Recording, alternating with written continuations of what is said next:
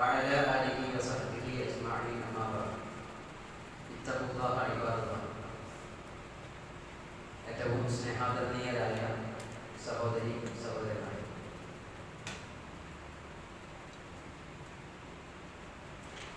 നമ്മുടെ മരണത്തെക്കുറിച്ച് ചില സന്ദർഭങ്ങളിലെങ്കിലും നമ്മൾ ആലോചിക്കാറുണ്ട്.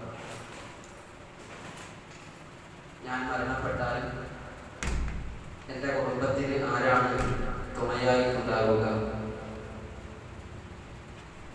എൻ്റെ ഭാര്യയ്ക്ക് അവരുടെ ബാക്കിയുള്ള ജീവിതത്തിന് പിന്നെ ആരാണ് കൂടെ ഉണ്ടാവുക?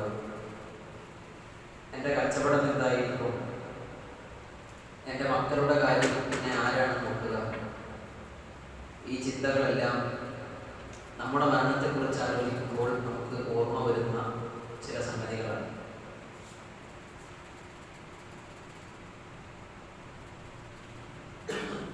അല്ലാഹുവിന്റെ പ്രവാചകൻ സല്ലല്ലാഹു അലൈഹി വസല്ലം സഅദ് റളിയല്ലാഹു അൻഹുവിന്റെ ഷോൾഡറിൽ കൈവച്ചുകൊണ്ട് കൊടുക്കുന്ന ഒരു ഉപദേശമുണ്ട്. കുൻ ഫി ദുനിയ കഅന്നക ഗരീബ് ഔ ആബിറു സബീൽ. അല്ലയോ സഅദേ, നീ ദുനിയാവിൽ ഒരു വഴിയാത്രക്കാരനെ പോലെയാവുക, അല്ലെങ്കിൽ ഒരു അപരിചിതനെ പോലെയാവുക. ഈ രണ്ടുപേരും ദുനിയാവിൽ സ്ഥിരതാമസത്തിന് വന്നതല്ലായിരുന്നു. ഒരു വഴിയാത്രക്കാരൻ ഇടത്താവളമായി സ്വീകരിച്ച ഒരു സ്ഥലം, താൽക്കാലികമായ ഒരു സ്ഥലം മാത്രമാണ് ഈ ദുനിയാവ് എന്നും അത് കഴിഞ്ഞ് നീണ്ട ഒരു യാത്രക്ക് അല്ലെങ്കിൽ തുടർന്നുള്ള യാത്രക്ക് അവന് നിർബന്ധമായും പോകേണ്ടി വരും എന്ന ചിന്തയും ബോധവും ദുനിയാവിൽ ജീവിക്കുന്ന ഒരു മനുഷ്യനുണ്ടാകണമെന്ന് പ്രവാചകൻ സല്ലല്ലാഹു അലൈഹി വസല്ലം പഠിപ്പിക്കുന്നു. നമ്മളൊക്കെ ചിന്തിക്കാറ് ഭൗതികമായ കാര്യങ്ങളെക്കുറിച്ചാണ്, നമ്മുടെ കച്ചവടത്തെക്കുറിച്ചും നമ്മുടെ കുടുംബത്തെക്കുറിച്ചും. നമ്മൾ മരണപ്പെട്ട് കഴിഞ്ഞാൽ നമ്മുടെ സ്വത്തും സമ്പാദ്യവും ഒക്കെ എന്താകും എന്ന ആകുലതയും വ്യാകുലതയുമാണ് നമ്മെ പലപ്പോഴും അലട്ടിക്കൊണ്ടിരിക്കുന്നത്. ഞാൻ മരിച്ചാൽ എൻ്റെ കബറിലേക്ക് ഞാൻ എന്താണ് കൊണ്ടുപോവുക? എൻ്റെ കബറിൽ എനിക്ക് കൂട്ടായി ആരാണുണ്ടാവുക? ആ ഇരുട്ടറയ്ക്കുള്ളിൽ ഞാനും എൻ്റെ അമലുകൾ മാത്രമാകുമ്പോൾ എൻ്റെ അമലുകൾ എനിക്ക് ഉപകാരപ്പെടുന്നു. ഈ ചിന്തകളൊന്നും ഒരുപക്ഷെ നമ്മളെ ഇതുവരെ അലട്ടിയിട്ടുണ്ടാവില്ല. നമ്മുടെ മരണത്തെക്കുറിച്ച് ഓർക്കുന്ന സന്ദർഭങ്ങളിൽ ഈ ചിന്തകളൊന്നും നമുക്ക് വന്നിട്ടുണ്ടാവില്ല. വിശുദ്ധ ഖുർആനിൽ 2 ആയത്തുകൾ, സൂറത്തുൽ ലുഖ്മാനിലെ 33-ാമത്തെ ആയത്തും സൂറത്തുൽ ഫാത്തിറിലെ 5-ാമത്തെ ആയത്തും അല്ലാഹു സുബ്ഹാനഹു വ തആല ഒരേ കാര്യം ആവർത്തിച്ചു പറയുന്നു. ഫലാ തഗുറന്നകുമുൽ ഹയാത്തുദ് ദുനിയ വലാ യഗുറന്നകും ബില്ലാഹിൽ ഗറൂർ. ഒരേ ആയത്ത് തന്നെ 2 തവണ ആവർത്തിച്ചു പറയാൻ അല്ലാഹു സുബ്ഹാനഹു വ തആല അത്രമാത്രം ഗൗരവമുള്ള വിഷയം പറയുന്നത് കൊണ്ടാകാം അല്ലാഹു 2 തവണ ആവർത്തിച്ച് ഒരേ ആയത്ത് വീണ്ടും പറഞ്ഞത്.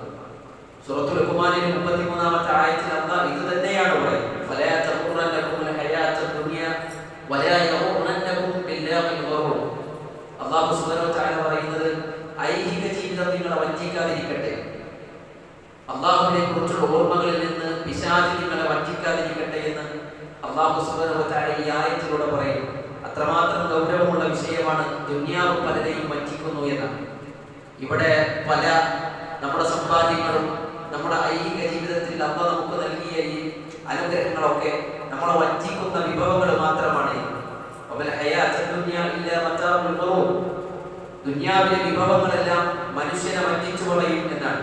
കാരണം പരലോക ജീവിതത്തിലേക്ക് ഈ വിഭവങ്ങളൊന്നും ഒരു മനുഷ്യന് കൂട്ടായിട്ടുണ്ടാവില്ല. അല്ലാഹുവിന്റെ പ്രവാചകൻ സല്ലല്ലാഹു അലൈഹി വസല്ലം പറഞ്ഞു, ഒരു മനുഷ്യൻ മരണപ്പെട്ടാൽ അവന്റെ എല്ലാ ഭൗതിക ജീവിതങ്ങളോടുള്ള എല്ലാം അവന്റെ മുറിഞ്ഞു പോകും. ഇല്ല 3 കാര്യങ്ങൾ ഒഴികെ അവന്റെ അമലുകൾ മാത്രമായിരിക്കും അവന്റെ കൂട്ടിലുണ്ടാവുക. രണ്ടാമത്തേത് സ്വതഖത്തുൻ ജാരിയ, ജാരിയായി നിലനിൽക്കുന്ന സ്വതക്കയാണ് അവന്റെ കൂട്ടിലുണ്ടാവുക. മൂന്നാമത്തേത് പരലോകത്ത് അവന് ഉപകാരപ്പെടുന്നത് ഭൗതിക ജീവിതത്തിൽ സ്വാലിഹായ സന്താനത്തെ ഉപേക്ഷിച്ചു പോയാൽ ആ സ്വാലിഹായ സന്താനത്തിന്റെ പ്രാർത്ഥനയും ആ മനുഷ്യനുണ്ടാവുന്നു. അതിനപ്പുറത്തേക്ക് ഒരു മനുഷ്യന് ഈ ഭൗതിക ജീവിതത്തിൽ ഒന്നുമില്ല. എല്ലാം അടങ്ങിപ്പിടിക്കണമെന്നും വെട്ടിപ്പിടിക്കണമെന്നും ഒക്കെ ഈ ദുനിയാവിൽ ഇങ്ങനെ അങ്ങോട്ടും ഇങ്ങോട്ടും നെട്ടോട്ടം ഓടിക്കൊണ്ടിരിക്കുന്ന മനുഷ്യൻ ഒന്നുമില്ലാതെ വെറും 3 കഷ്ണം വെള്ളത്തുണിയിൽ മാത്രമാണ് 6 വണ്ടിയിലേക്ക് പോകുന്നത്.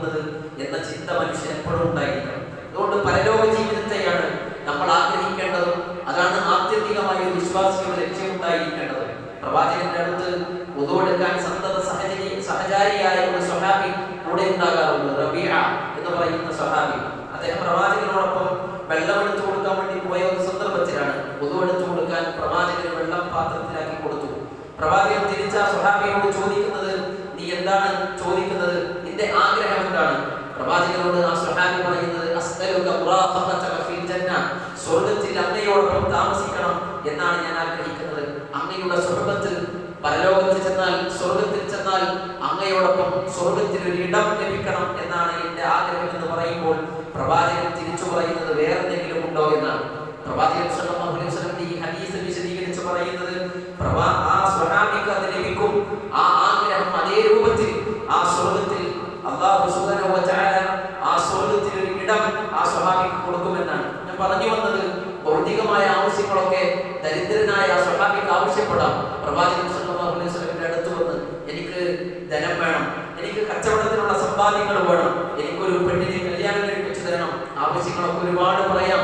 നമ്മളോട് എന്താണ് ആവശ്യമെന്ന് ചോദിക്കുമ്പോൾ സ്വാഭാവികമായും നമ്മളുടെ പോരായ്മകളും കുറവുകളും ഒരുപക്ഷെ ചോദിച്ചെന്ന് വരാം. പക്ഷെ ഈ സ്വഹാബി ചോദിക്കുന്നത് സ്വർഗമാണ്, സ്വർഗത്തിലെ ഒരു ഇടമാണ്. പ്രവാചകന്റെ പ്രിയപ്പെട്ട മകൾ ഫാത്തിമ ബിബിയെ കല്യാണം കഴിച്ചു കൊടുത്ത് അവിടെ നിന്ന് കുറച്ച് ദിവസങ്ങൾക്ക് ശേഷം പ്രവാചകന്റെ വീട്ടിലേക്ക് വരുന്നുണ്ട്. പ്രവാചകന്റെ വീട്ടിൽ വന്ന് പ്രവാചകനോട് സല്ലല്ലാഹു അലൈഹി വസല്ലം തങ്ങളോട് പറയുന്നത്, പ്രവാചകരെ പണിയെടുത്ത് എന്റെ കൈയെല്ലാം തൊലിയെല്ലാം പോയിരിക്കുന്നു, പ്രവാചകരെ എനിക്കൊരു ഖാദിമിനെ വെച്ചു തരണം, ഒരു സേവകനെ, ഒരു പണിക്കാരനെ നിശ്ചയിച്ചു തരണം പ്രവാചകരെ. വാപ്പയോടാണ് പറയുന്നത്.